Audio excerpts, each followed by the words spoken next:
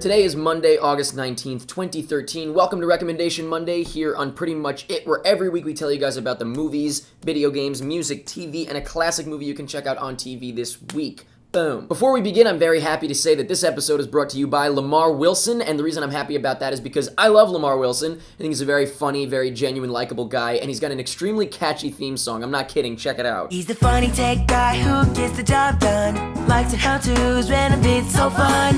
Man, he's so crazy, better click up his thumb. The world's funniest tech reporter, Lamar Wilson. He primarily does funny tech stuff, and that's how I found him, and that's what I've enjoyed over the years. But he is currently looking for guests to have on the show, and he's looking for suggestions from you guys, and my suggestion would be John 4 Lakers, my other favorite tech guy on YouTube. But then again, why not us? We could talk about movies or something. Lamar, hit me up. Click the annotation to check out Lamar, and let him know who you'd like to see with him on his show. Maybe us, maybe somebody else. But now, without further ado, let's get into this week, starting off with what movies are coming out. First off, we have The Mortal Instruments City of Bones. Got it. I don't know what the hell this is, but I like Lily Collins, as more than a friend, and so I'm gonna check it out. That was terrifying. Terrifying! That movie's out on Wednesday, and now on Friday we've got two that one I'm really excited about, one I'm curious about. The one I'm curious about, we'll start there, is You're Next. It looks like The Strangers on speed, but I don't know. I'll check it out. I'm curious, like I said. The one I'm excited about, no questions asked, I will be there, I can't wait, is The World's End, which is, I believe, the final film in this little trilogy that they've been doing, the guys who did Shaun of the Dead, Hot Fuzz, Edgar Wright, all of those guys. And I think it looks fantastic. I saw one trailer in a movie theater, and I couldn't look away, and I saw more than I'd like to, because I try not to spoil myself anymore with these damn trailers.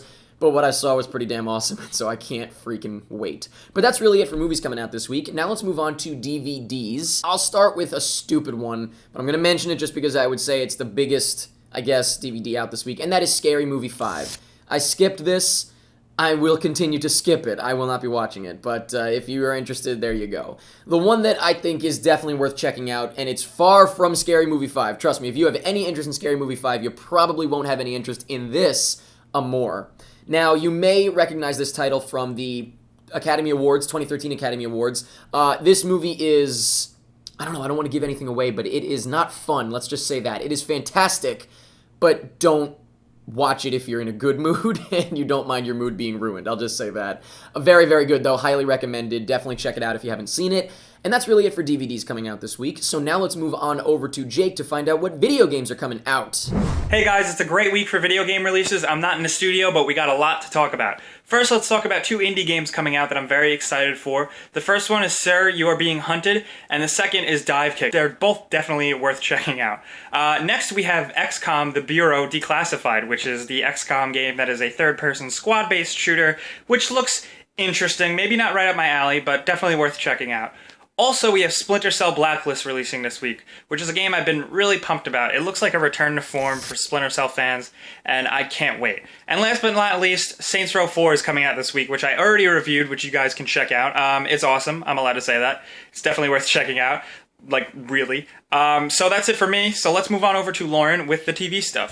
Thanks, Jake. Happy Monday, everybody. The first thing I wanted to talk about is Sci-Fi's new original movie, Ghost Shark. They're going to try to see if lightning can strike twice, and they're going to make another record-breaking, Twitter-exploding movie. I've seen the trailer for Ghost Shark, and it looks just about as amazingly bad, but it doesn't have the all-star cast that Sharknado had. So it's your choice whether or not you want to check it out, but it should be, if nothing else, at least hilariously bad. And the other big thing this week we've got is the mid-season finale of Teen Wolf.